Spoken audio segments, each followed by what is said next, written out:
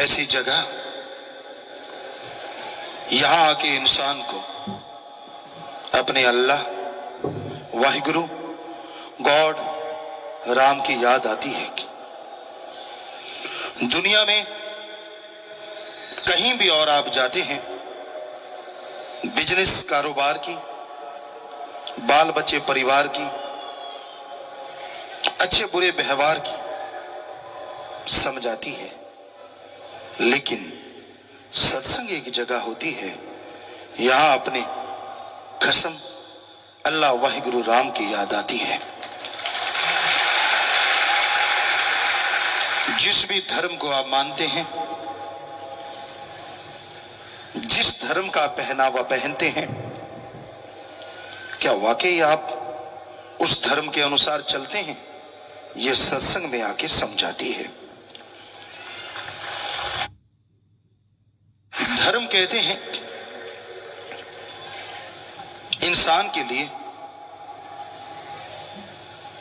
बहुत से कार्य हैं जो रोजाना करने चाहिए, लेकिन दिन की शुरुआत अल्लाह, वाहिगुरु, राम, गॉड की भक्ति, इबादत से करनी चाहिए।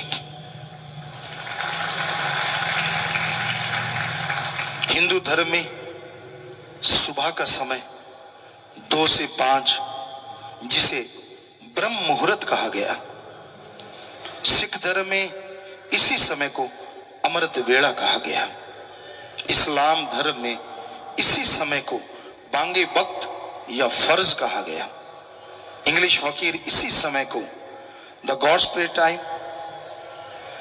कहा गया, और नासा साइंस केंद्र इसी समय को कहता है इसमें ऑक्सीजन प्योर और मोर होती है, अगर मेडिटेशन करोगे तो विल पावर जल्दी बढ़ेगा, सक्सेस आपके कदम चूमेगी।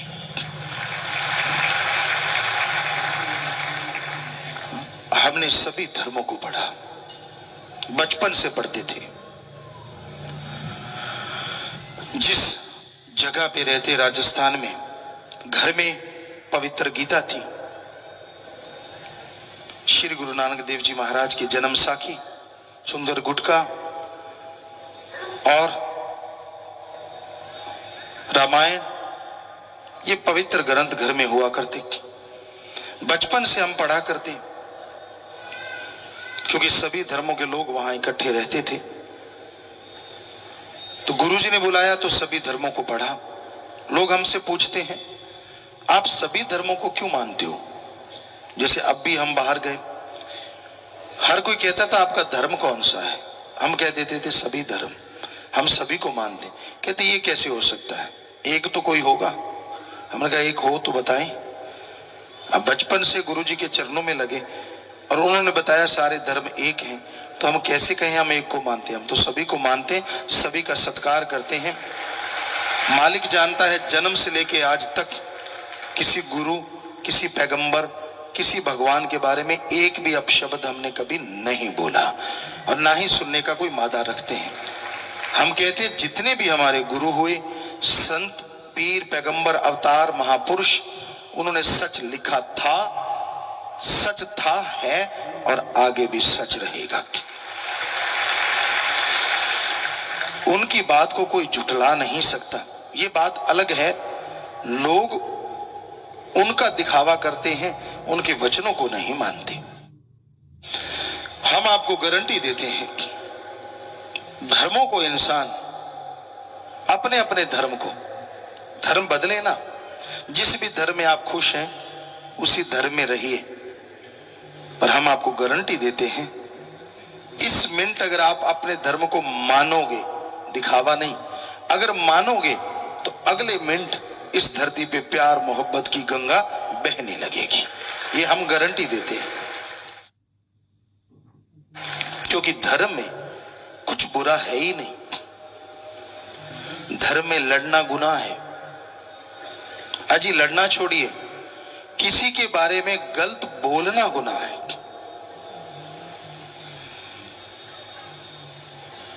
आप मां बाप को बुरा कहते हैं, उनकी निंदा करते हैं, अपने दादा की, दादी की निंदा करते हैं।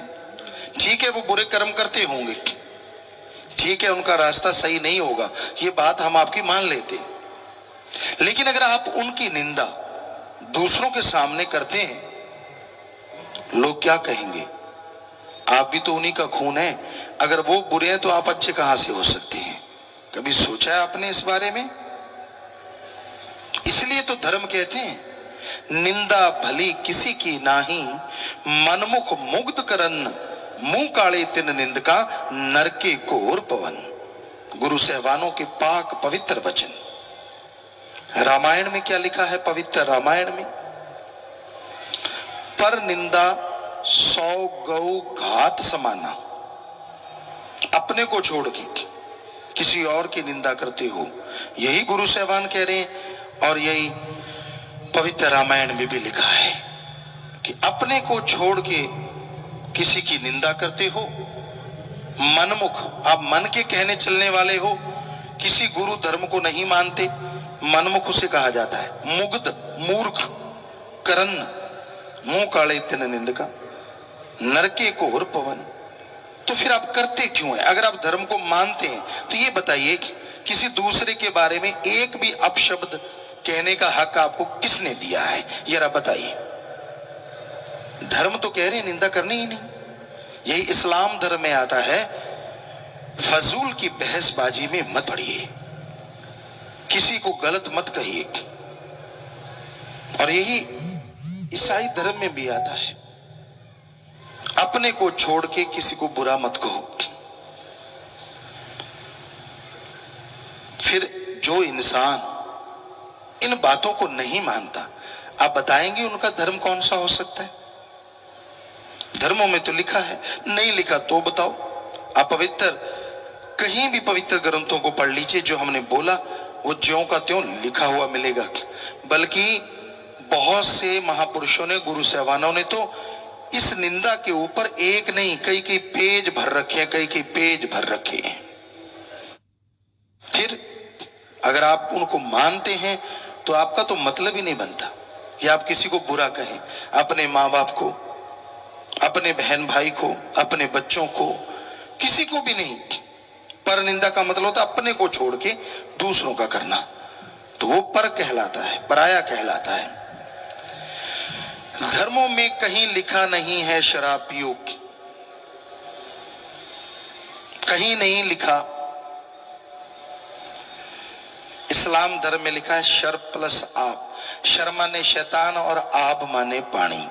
अल्लाह की इबादत करने वालों, शराब शैतान का पानी है, पियोगे की गई इबादत खाक में मिलेगी, दोजख में जलोगी। हिंदू महापुरुषों ने साफ साफ पवित्र ग्रंथों में लिखा है, शिव पुराण, विष्णु पुराण में आता है, जब समुद्र मंथन हुआ, जितने भी नशे निकले शराब के साथ, सारे राक्षसों ने पिए। हे हिंदू धर्म के लोगों, शराब पियोगे, नशा करोगे, आपकी जिंदगी राक्षस प्रवृत्ति की बन जाएगी। घर में कलह कलेश, जीवन में बीमारियां, टेंशन, परेशानियां हो जाएंगी। इसलिए शराब मत पियो, नशा मत करो। सिख धर्म में गुरु सहवानों के पवित्र वचन, पोस्त भंग अफीम मद नशा उतर जाए प्रभात, नाम खुमारी नानका चढ़ी रहे दिन रात। पोस्त, भांग, अफीम, शराब, जितने नशे सुबह के शाम, शाम के सुबह उतर जाते हैं। अरे नशा करना है तो अल्लाह वाहिगुरु राम के नाम का करो, जो एक बार चढ़ गया दोनों जहान में नहीं उतरेगा और मस्ती से माला माल रखेगा।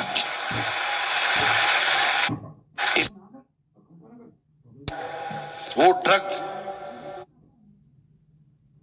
वो नशा कभी ना लो जो गॉड से दूर करे। गॉड्स प्रेयर का नशा करो जो गॉड के करीब करे। बताइए कौन से धर्म में लिखा कि ठेके खोल लो? जब हम सच्ची बात कह देते हैं तो फिर मिर्ची लगती है, करें तो क्या करें? या तो बताओ धर्मों में ये लिखा है कि नहीं? अगर लिखा है तो आपके गांव में, शहर में कौन लोग रहते हैं? क्या हिंदू, क्या मुस्लिम, क्या सिख, क्या ईसाई? इनमें से नहीं रहते, इन्हीं में से रहते हैं ना। तो फिर आपकी दुकानें क्यों खुली हैं नशे की? आपके शहर में, आपके गांव में, जब धर्म तो चारों कह रहे हैं कि नशा पीना नहीं, नशा खाना नहीं, नशा लेना नहीं, और लाइनें किसकी लगी होती है जरा देखना, वहां कौन खड़े होते हैं? इन्हीं धर्मों वाले। हम आपको एक सच्ची घटना बताते हैं राजस्थान के श्री गंगानगर साइड की। यहां हम रहा करते, राजस्थान सूरतगढ़ में। तो हम गाड़ी लेके जा रहे थे, एक ठेका था शराब का। गाड़ी वहां हम्प वगैरह थे, धीरे की एक गाड़ी खड़ी थी वहां, और उसके ऊपर लिखा था नाम कुमारी नानका चढ़ी रहे दिन रात। हमने निगाह मारी, यार ये ठेके के आगे गाड़ी और गुरु सेवानों के पवित्र वचन। हमने गाड़ी रोक दी, हम अंदर गए ठेके में।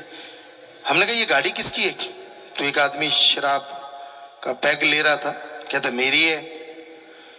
हमने कहा यार हम तो कुछ नहीं ले रहा, लेकिन आपकी गाड़ी के ऊपर बहुत सुंदर दोहा लिखा है।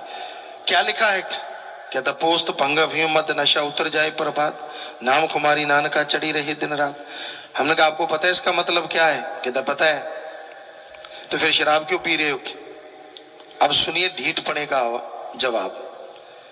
कहने लगा यार जो बाबे ने लिखी है पता नहीं कदों चढ़ूगी। हाँ हाथ च पै गया चढ़ा लांगे, काटो फुल्लां ते खेडूगी। वाह मां दे पुता, फिर लिखवाया क्यों है? जरूरी सी। तो वो बहुत शर्मिंदा हुआ। तो ये अलग बात है कि ऐसे लोग मानते नहीं है। आप कभी भी देख लेना, ट्रकों पे, बसों पे गुरु साहबानों के, संतों के, ऋषि मुनियों के बड़े पवित्र वचन लिखे होते हैं। ऐसे लगता है यार ज्ञानी जी जा रहे हैं, और पास जाओगे ऐसे सड़ांस मारती है जैसे भोग में मार रही हो। इतनी बदबू शराब, नशा कर रखा होता है। कहीं बहुत जगह देखा है हमने, आप भी आजमा के देख लेना, बहुत जगह देखा है। तो ये क्या है? ये धर्मों को मानना है या धर्म की खिल्ली उड़ाना है? जरा बताइए। लोग क्या कहेंगे? ये सिखाता है आपका धर्म, ये सिखाता है आपका मजहब। हम सारी दुनिया से नहीं, अपने देश के इन धर्म को मानने वाले सज्जनों से पूछते हैं क्या धर्मों में जो लिखा है वो सही है? हाँ आप कह रहे हैं वो सही है। अगर वो सही है तो क्या ठेके, शराब की दुकानें, पोस्त अफीम की दुकानें, चाहे वो परमिट लेके खुली हो, क्या वो आपके गांव शहर में खुलनी चाहिए धर्मानुसार? नहीं खुलनी चाहिए। सही कह रहे हैं आप। तो क्या वाकई नहीं है? क्या वाकई खुली हुई नहीं? क्या वाकई वहां आपके शहरों में, आपके गांवों में दुकानें नहीं है?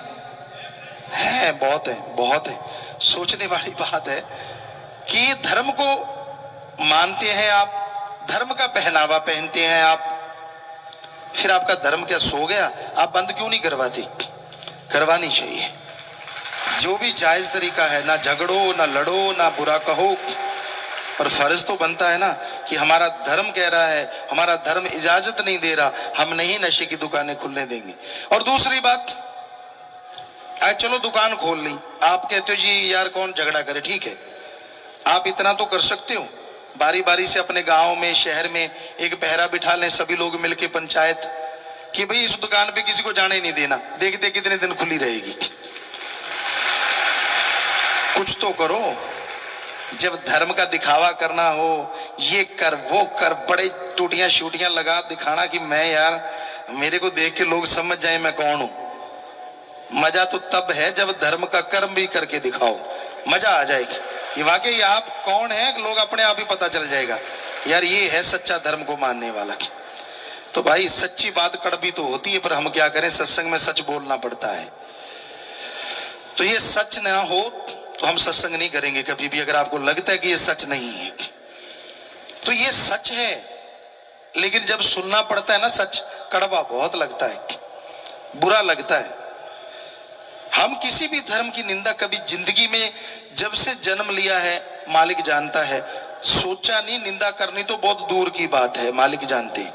हर धर्म को मानते हैं, इज्जत करते हैं, उन महापुरुषों की, संत पीर पैगंबरों की। हम तो खाकसार हैं, चौकीदार हैं, सेवादार हैं। चौकीदार रात को होका मारता, हम वो चौकीदार हैं दिन रात आवाज देते रहते, अरे जाग जाओ, अरे धर्म को मान लो, अरे सुख मिलेगा, शांति मिलेगी। हाथ जोड़ जोड़ के प्रार्थना करते हैं। और ऐसा तो कोई सेवादार कर सकता है, चौकीदारी कर सकता है, तो वो हम तो करते रहते, हम अपनी कोई बढ़ाई नहीं देते। पर आपको फिर भी बुरा लगता है तो क्या किया जा सकता है, क्योंकि राम नाम का डंका बजाना फकीर का काम होता है, लोगों को सचेत करना रूहानी सूफी संत का काम होता है। जैसा टाइम चल रहा है उसके अकॉर्डिंग व्याख्या करना, उसके अकॉर्डिंग लोगों को समझाना। गू का मतलब होता है अंधकार और रू का मतलब होता है प्रकाश। रूहानी सूफी गुरु पीर फकीर क्या सिखाते हैं कि जो अज्ञानता रूपी अंधकार में ज्ञान रूपी दीपक जला दे, वो सच्चा पीर फकीर गुरु होता है। तो भाई हमारा काम आपको आवाज देना है, आप जागो ना जागो आप मर्जी के मालिक हैं। जैसे एक फिर उदाहरण याद आ गया, एक आदमी था, पुराने समय की बात, तो उस समय घोड़े होते थे, ऊंट होते थे, बैल होते थे। तो वो घोड़ा लेके गया खेत में, तो चने लेके आ रहा था। वो एक आदमी का खेत साथ में था, उसने देखा घोड़े के ऊपर एक छाटी डाल रखी है, बोरा कहते पंजाबी च, पुराने टाइम में बोरा छाटी जो भी जिसमें वजन डाला जाता है। तो वो एक तसला भरता चने का एक साइड में डाल देता, एक रेते का भरता दूसरी साइड में डाल देता। ऐसे दो ऐसे बने होते हैं घोड़े के ऊपर, जैसे ये घोड़ा ऐसे रख देते हैं, एक इधर डाल देता एक इधर की। जिमीदार दूसरा देख रहा था, वो उसके पास गया, कहने लगा यार ये क्या कर रहा है, रेता क्यों डाल रहा है? कहता मैं वजन बराबर कर रहा हूं, इधर चने डालूंगा 2 मन, इधर बराबर रेत डालूंगा ताकि बैलेंस रहे, नहीं तो वो गिर जाता है। सब लोग जानते हैं पुराने, अगर वो एक साइड ज्यादा हो जाए तो गिर जाता है। पंजाबी जी कहें तो कहना मैं वजन सामा कर रहे हैं। तो उसने जिमीदार ने कहा यार तू ऐसे करना, एक चनों का तसला इधर डाल, दूसरा चने का तसला उधर डाल दे, 2 मन लेके जा, 4 मन बोझ क्यों उठवाता है घोड़े से? आगे से पता है जिमीदार क्या कहता, घोड़ा किसका? वो जिमीदार कहता तेरा। चने किसके? कहता वो भी तेरे। कहता फिर मैं जैसे मर्जी डालू, मेरी मर्जी। तो आजकल के ऐसे घोड़े वाले हैं, कुछ भी सिखा लो उनको, कुछ भी समझा दो, कहता मैं तो ऐसे करूंगा, मेरी मर्जी। तो भाई मर्जी तो तेरी, पर बताना तो फकीर का फर्ज होता है कि सही रास्ते पे चलिए।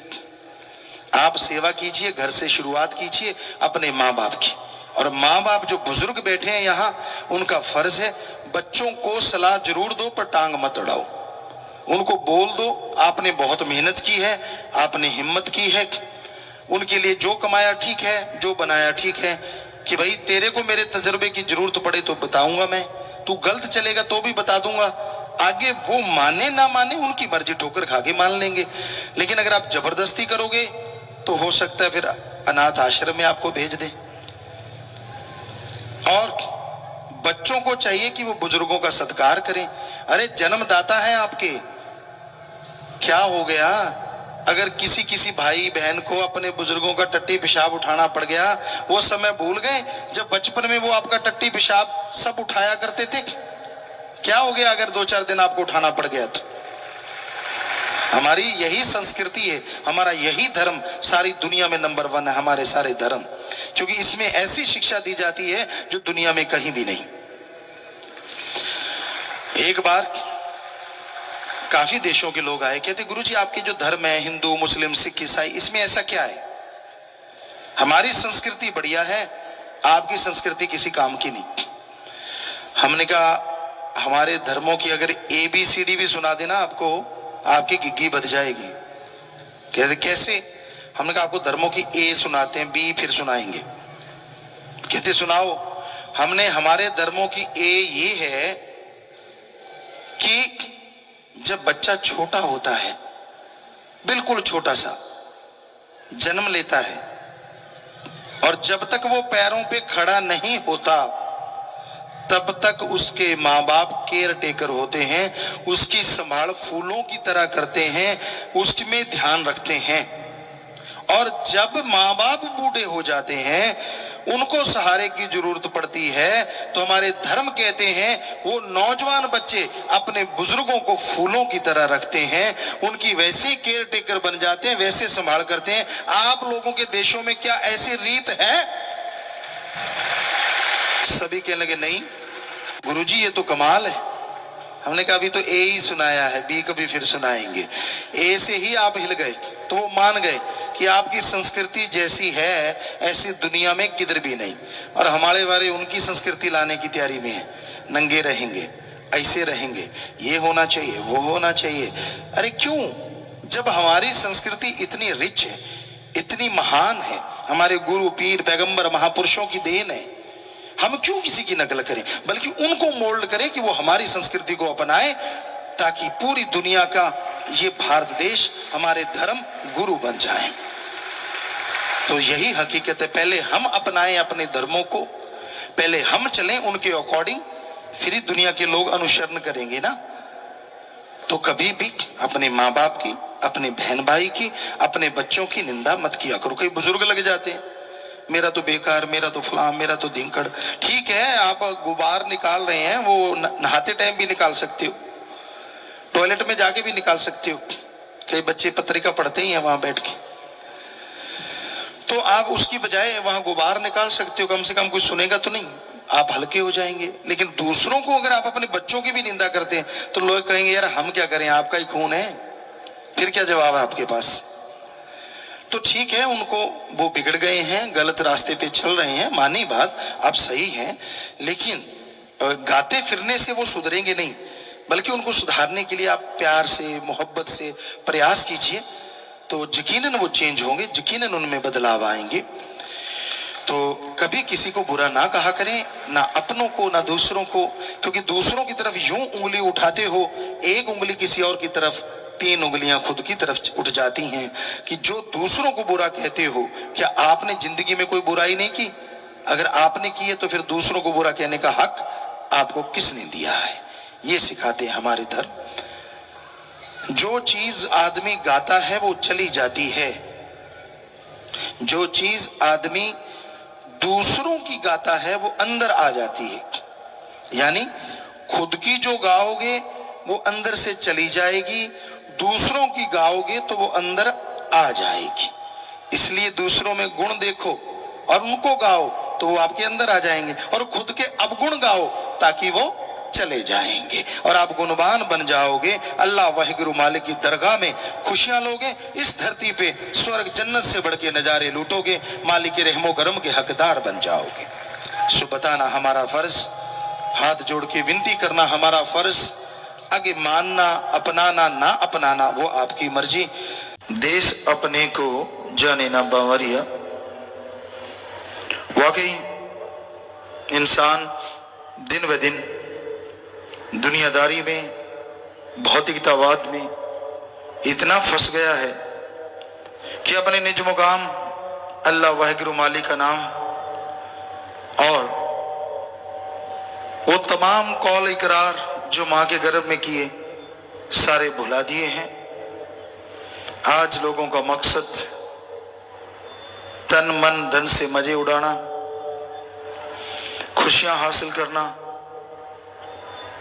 अपने आप में मस्त, मन की चालों में मस्त, और मालिक की तरफ ध्यान ना देना आम बात है। जिसे देखो ठगी, बेईमानी, भ्रष्टाचार, बुरे कर्मों में लिप्त है, डूबा हुआ है। कुछ भाग्यशाली लोग होते हैं जिन पे राम की कृपा, अच्छे संस्कार माँ बाप के, कि वो मालिक से अपना नाता नहीं तोड़ते। मन कितना भी हावी रहे, मन कुछ भी कहता रहे, लेकिन उनकी प्रीत और प्रतीत बढ़ती जाती है। तो एक दिन मन भी रुक जाता है, मन भी फिर हावी होना बंद कर देता है। तो अपना देश ये नहीं है जिसमें आप रह रहे हैं, यह तो काल की नगरी, काल का देश है। यहां पे हमेशा के लिए कोई ठहरता नहीं, एक आता है दूसरा चला जाता है, और आना जाना इस संसार में लगा रहता है। एक मिनट में, एक सेकंड में पता नहीं संसार में कितने लोग पैदा होते हैं और कितने मर जाते हैं। ये संसार, ये जहान हमेशा के लिए किसी का नहीं हो सकता। बचपन, जवानी, अधेड़ अवस्था, कोई कोई बुजुर्ग अवस्था तक पहुंचते हैं और अपना किरदार अदा करके जितना समय प्रभु ने लिखा है उतना समय भोग के इस संसार से चले जाते हैं। पर इस दरमियान अगर अल्लाह वाहिगुरु मालिक का नाम जपा तो उस इंसान को बेहद खुशियां मिलती हैं, आवागमन से मुक्ति मिलती है, जीते जी गम, चिंता, टेंशन, परेशानियों से मुक्ति मिलती है, मरने के बाद आवागमन से मुक्ति मिलती है, बिना कहे सब कुछ मिल जाता है। जो सच्चे दिल से अपने सदगुरु मौला को याद करते हैं, दृढ़ यकीन रखते हैं, बिन मांगे मोती मिले, मांगे मिले ना भीख। बिन मांगे मोती, हीरे, लाल, जवाहरात, मालिक कोई कमी छोड़ता ही नहीं। पर आदमी को दृढ़ यकीन हो, दृढ़ विश्वास हो, फिर ही सारे खजाने मिलते हैं। जैसे इंसान का यकीन डगमगाता है, समुद्र के किनारे प्यासे वाली बात हो जाती है। समुद्र में तो चलो खारा पानी है, इंसान इसलिए प्यासा रहता है, पर जरा सोचिए अगर कोई समुद्र मीठे पानी का भरा हो और उसके किनारे भी अगर कोई प्यासा रहे तो कितनी हैरानी की बात है। उसी तरह इंसान का जब यकीन डोल जाता है, जब उसकी हवश, जब उसका मन, जब बुराइयां उस पे छा जाती हैं तो कोई गुरु पीर की बात अच्छी नहीं लगती, कोई संत पीर फकीर की बात पे खुशी नहीं आती। ऐसे में इंसान गुमराह होता है, मन के हाथों चढ़ना शुरू हो जाता है और धीरे धीरे मन जालिम बेड़ी डुबो देता है।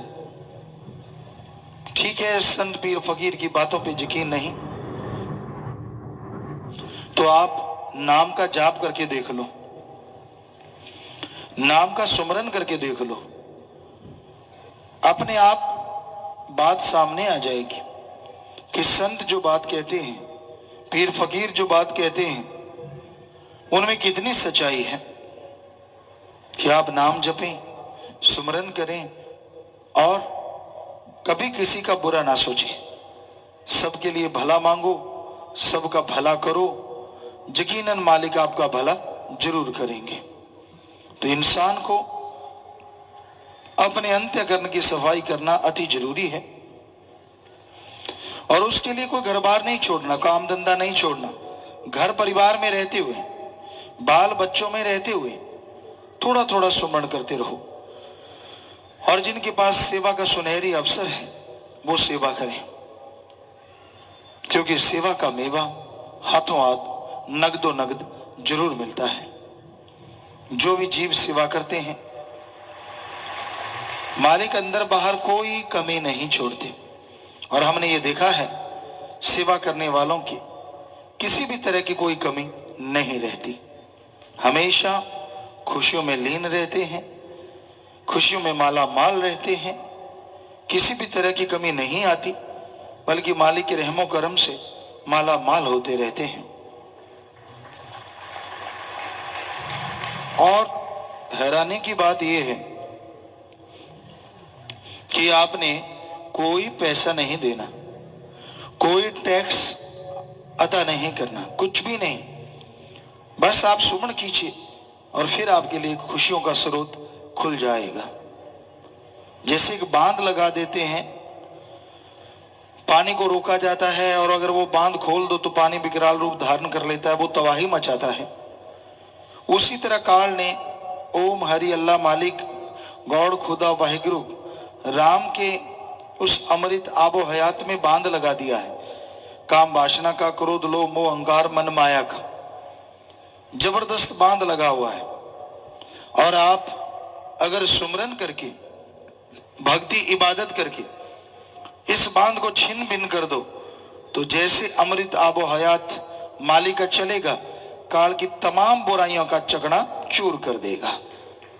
और यही नहीं, वो अमृत, वो आबो हयात आपकी आत्मा को बिठा के मालिक के नजारे दिखाएगा और दर्श दीदार के काबिल बना देगा। अगर आप चाहते हैं कि अल्लाह वाहिगुरु राम सतगुरु मौला हमेशा आपके पास रहे, एक क्षण दूर ना हो, तो बड़ा आसान सा तरीका है। आप राम नाम का सुमन करके काल के इन बंधनों को तोड़ डालो तो मालिक के दर्शन होंगे और उसकी दया में रहमत के काबिल आप बनते चले जाएंगे और वो तमाम खुशियां आपको मिलेंगी जिसकी आपने कभी कल्पना भी नहीं की होती। हमारा फर्ज बताना है, मानना न मानना वो आपकी मर्जी है। इंसान सुन के मान ले तो कोई कमी नहीं रहती, पर मन मानने नहीं देता। मन अड़चने खड़ी कर देता है, रुकावटें खड़ी कर देता है और क्या कहता है, कोई फायदा नहीं, ये सब झूठ है, कुछ मिलने वाला नहीं। जिंदगी में ठोकरें लिखी हैं तो लिखी हैं, नहीं ये गलत है। जब आप नेगेटिव सोचते चले जाते हैं तो पॉजिटिव खुशियां कहां से आएंगी? जब आप गलती सोचे जा रहे हैं कि मेरे को खुशी नहीं मिलेगी, मेरे साथ ऐसा नहीं होगा, मेरा मौला मेरा राम मेरे पे खुश नहीं होगा, हर टाइम आप नहीं नहीं करते जा रहे हैं, तो एक तरह से आप खुद ही ये मांग रहे हैं कि ऐसा हो। इसलिए आदमी को अपने विचारों से हमेशा पॉजिटिव रहना चाहिए। नहीं, अल्लाह राम से मेरी कोई दुश्मनी नहीं है, वो मेरे को कोई कमी नहीं छोड़ेगा। ठीक है, कोई कर्मों का चक्कर आ जाता है, उसकी खुशियों से इंसान वंचित हो जाता है, कुछ देर के लिए खाली हो जाता है, पर इसका मतलब ये ना सोचे कि उसको जिंदगी भर कोई खुशी नहीं मिलती, हो ही नहीं सकता। उसको लाज है, वो अपने भक्तों की लाज रखता था, रखता है और सैकड़ों हजारों गुना बढ़ के रखता रहेगा। इसलिए निराश नहीं होना चाहिए किसी इंसान को। निराशा का दूसरा नाम मन है। मन का काम है निराशा पैदा करना। ना भाई तेरा कुछ नहीं बन सकता। दो चार उंगली लगाने वाले होते हैं, वो भी ऊपर से बिल्कुल वो कहते हैं कि आखिरी हथौड़ा मार देते हैं, हाँ भाई तुझे नहीं खुशी मिल सकती, तू तो बेकार हो गया। नहीं नहीं, बिल्कुल गलत। एक घर में बेटी पैदा होती है, बेटा पैदा होता है, माँ बाप को कितना फिक्र हो जाता है कि मेरा बेटा है, मेरी बेटी है, अच्छे संस्कार देता है, कहीं नाम ना डुबो दे, नेक इंसान बनाता है। और फिर विवाह शादी का फिक्र होता है। उसके बाद इंसान लगभग फारिग हो जाते हैं कि ठीक है भाई, काम धंधा करने लग गए, घर गृहस्थ वाले हो गए, अब हमें क्या जरूरत है इनकी सार संभाल की। लेकिन गुरु सदगुरु के लिए तो उसकी औलाद हमेशा हमेशा छोटा बच्चा है। क्या पता कब डगमगा जाए, क्या पता कब गड्ढे में गिर जाए। तो माँ बाप अगर अपने औलाद के लिए सोचते हैं, कभी छोड़ते नहीं, गलती करता मारते पीटते हैं, फिर से प्यार करते हैं, तो संत पीर फकीर तो दोनों जहान में प्यार का ठेका लिए होते हैं कि हमने आपको खुशियां देनी है। हो ही नहीं सकता कि वो खुशियां ना बख्शें और मालिक से दुआ ना करें। इसलिए निराश ना हो, कभी भी जिंदगी से निराश नहीं होना चाहिए, किसी को भी नेगेटिव नहीं सोचना चाहिए, बी पॉजिटिव। हमेशा ये सोचो कि ऐसा हो नहीं सकता, उसके घर में देर हो सकती है, अंधेर नहीं होता। पर एक बात कि जब आप अंधेर मांगते ही रहते, नहीं मैं तो ऐसे ही, नहीं मैं तो वैसे ही, मेरा तो ये काम सक्सेस होगा ही नहीं, मुझे इस काम में सफलता नहीं मिलेगी, मैं ये काम कर ही नहीं सकता, मेरे नंबर नहीं आएंगे, मैं मेरिट में जा ही नहीं सकता, तो आप मानो चाहे ना मानो, हम आपको लिख के गारंटी दे सकते हैं सदगुरु के हुक्म से कि इस तरह सोचने से लगभग 60 से 75% आप खुद ही फेल हो जाते हैं। आपका दिमाग काम करना छोड़ देता है और वो कहता है हाँ भाई ऐसा ही होगा। यहां 30 साल के भी 40 साल के बुजुर्ग बन जाते हैं और 80-90 साल के बुजुर्ग ना होके जवान बने रहते हैं, सिर्फ इस पुर्जे की वजह से। ये पुर्जे ही ऐसा फिट किया भगवान। सो पॉजिटिव, कभी भी नेगेटिव ना सोचो जिंदगी में। कभी ना सोचो कि मेरे से ये नहीं होगा, वो नहीं होगा, फला नहीं होगा। क्यों नहीं होगा? आपकी क्या भगवान से दुश्मनी है? कोई भी नहीं। आप सोच के देख लो, कोई दुश्मनी नहीं है। फिर कैसे हो सकता है कि भगवान आपको खुशियां ना दे? अरे इंसान क्या कहते हैं आपको, लोग क्या कहते हैं, उनकी सुनोगे तो एक दिन भी गुजार नहीं पाओगे।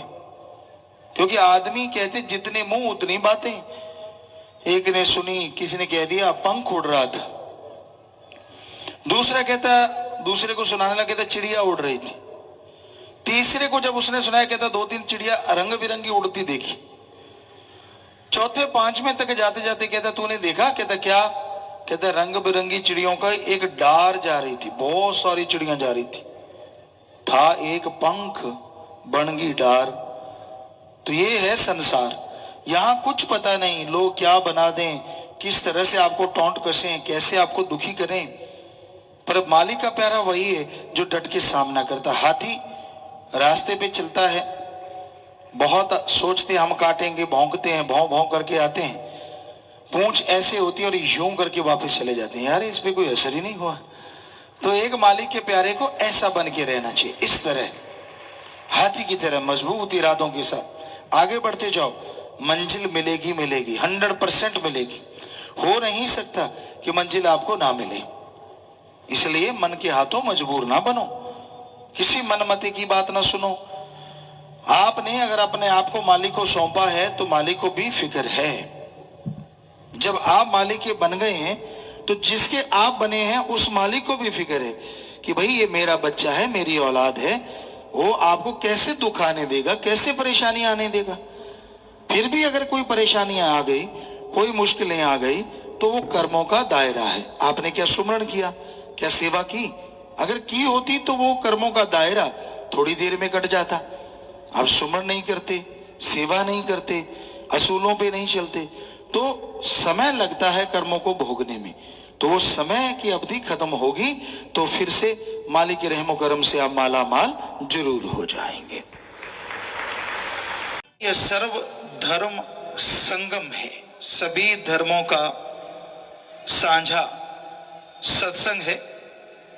क्यों सभी धर्मों का साझा? क्यों? जब हम इस गुरगद्दी पे आए तो मात्र 23 साल के थे।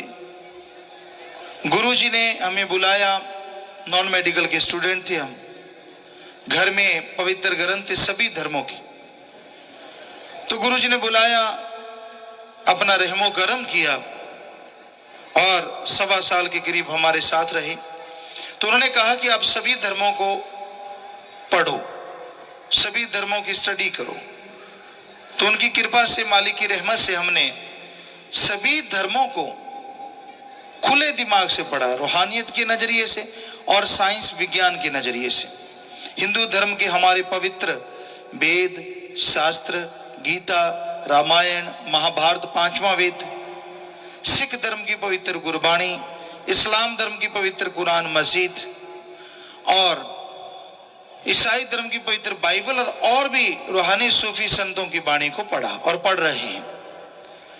तो सभी धर्मों को जब हमने पढ़ा खुले दिमाग से, तो सब में एक ही बात है कि हम सब एक हैं, हमारा मालिक एक है। इस दुनिया में आने का उद्देश्य आवागमन से मुक्ति और परमानंद की प्राप्ति है। चाहे उसे आबो हयात कहो, परमानंद कहो, हरि रस कहो, अमृत कहो या उसका रहमो करम कहो, ताकि यहां बहारें छाएं और जब यहां से जाओ तो जन्म मरण में नहीं, निज धाम सचखंड सतलोक अनामी में चले जाओ। तो ये सारे धर्मों का उद्देश्य है।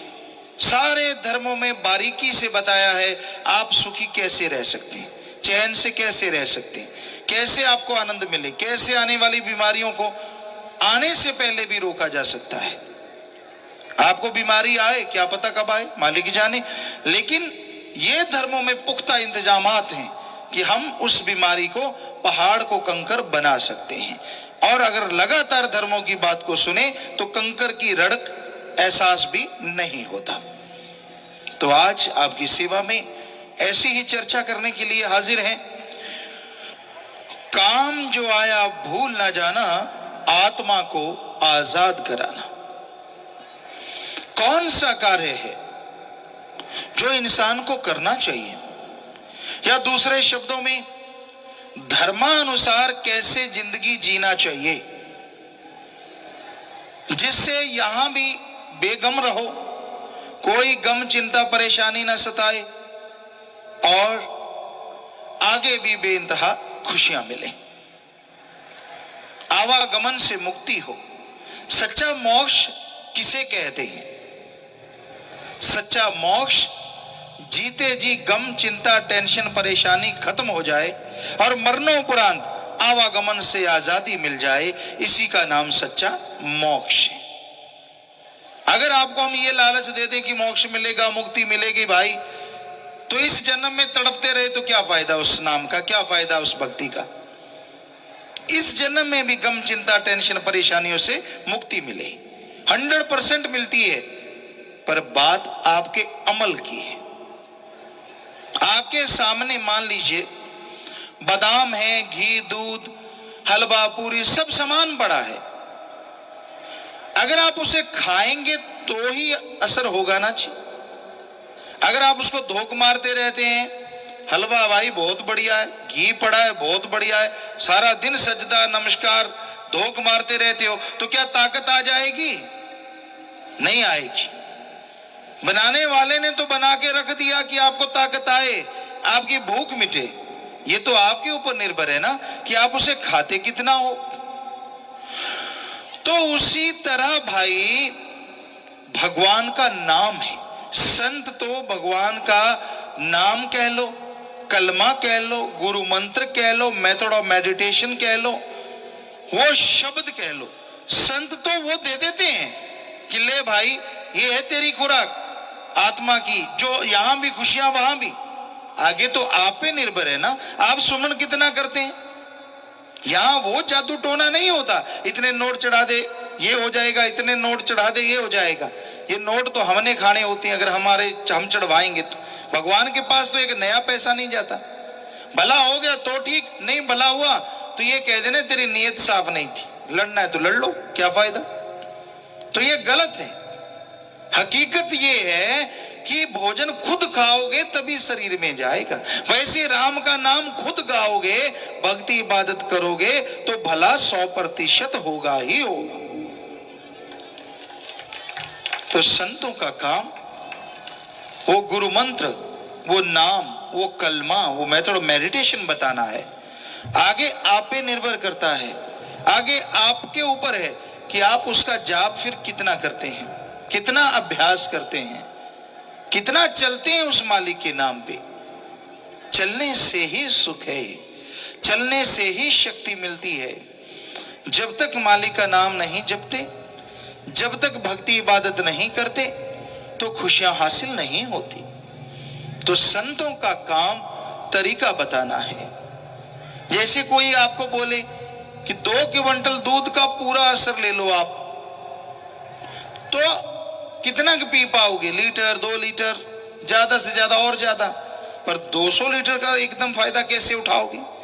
समझदार कोई जानकार बता देगा, अरे भाई इसको बिलो लो, इसका घी निकाल लो, और घी चाहे 2 महीने तक खाते रहो, पूरा असर ले लोगे। उसी तरह संत पाक पवित्र ग्रंथों में गुरु मंत्रा, गुरु मंत्रा का मतलब वो शब्द उस भगवान के जो गुरु ने खुद मंत्रित किए हो, गुरु ने खुद जाप किया हो। जब गुरु को उन शब्दों से सब कुछ मिले तो वही शब्द अपने शिष्यों को दे तो उसे कहते हैं गुरु मंत्रा। साधा हुआ भगवान के शब्द, अल्लाह राम के शब्द, और गुरु का मंत्र नहीं है तो भगवान के शब्द, ईश्वर के शब्द। तो वो शब्द संत पीर फकीर जीवों को बताते हैं। सुन के जो अमल करता है, विश्वास करता है, बेड़ा पार होता है। विश्वास तो करना पड़ता है। हर धंधे पे आप विश्वास करते हैं।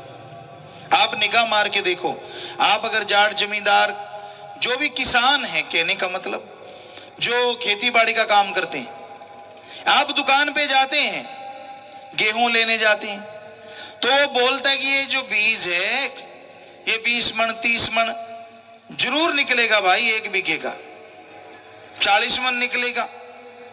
तो आप सच बताइए, क्या आप बीज देख के बता सकते हैं कि वो 40 मन बीघे का निकलेगा?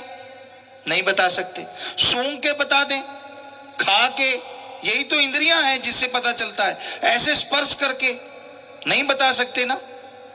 फिर भी आप महंगे मोल वो बीज लेते हैं, क्यों? विश्वास करना पड़ता है। तो विश्वास करके आपने बीज ले लिया, धरती की बुआई की, जुताई की, निराई गुड़ाई बिजाई, जो सारा जिम्मेदार करते करके जब वो फसल हुई तोल लगा तो पता चला कि वाकई 40 मन, 30 मन, 20 मन 1 बीघे की गेहूं आई है। यानी 6 महीने इंतजार करना पड़ा।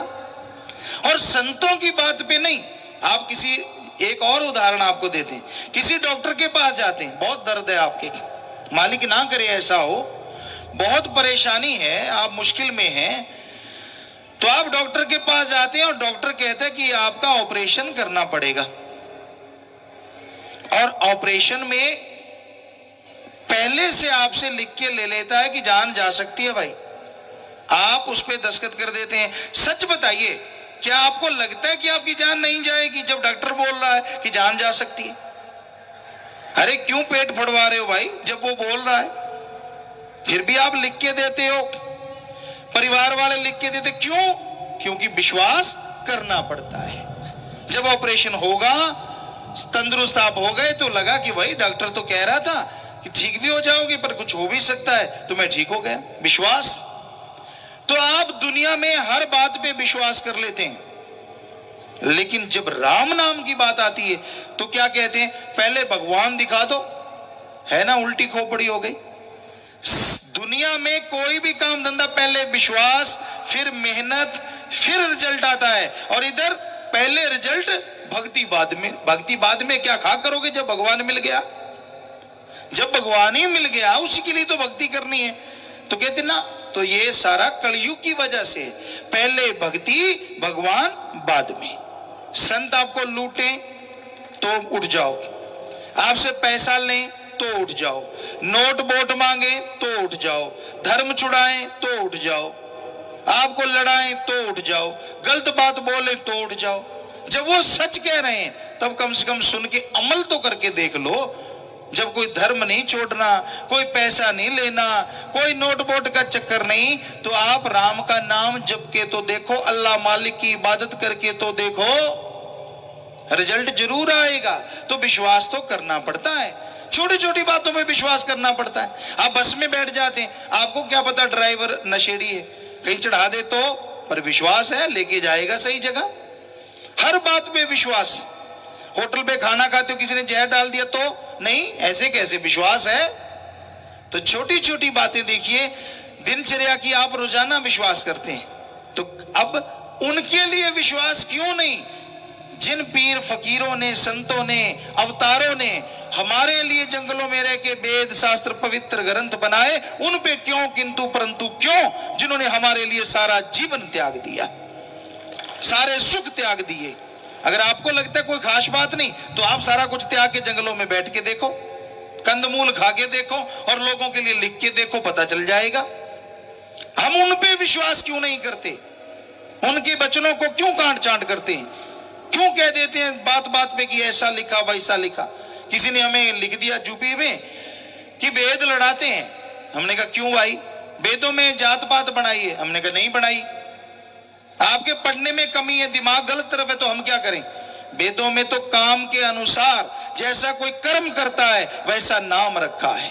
हड्डी चमड़े मुर्दार का काम करेगा तो उसका नाम शूद्र रख दिया, और कोई ब्रह्म ज्ञान हासिल कर ले तो वो ब्राह्मण है।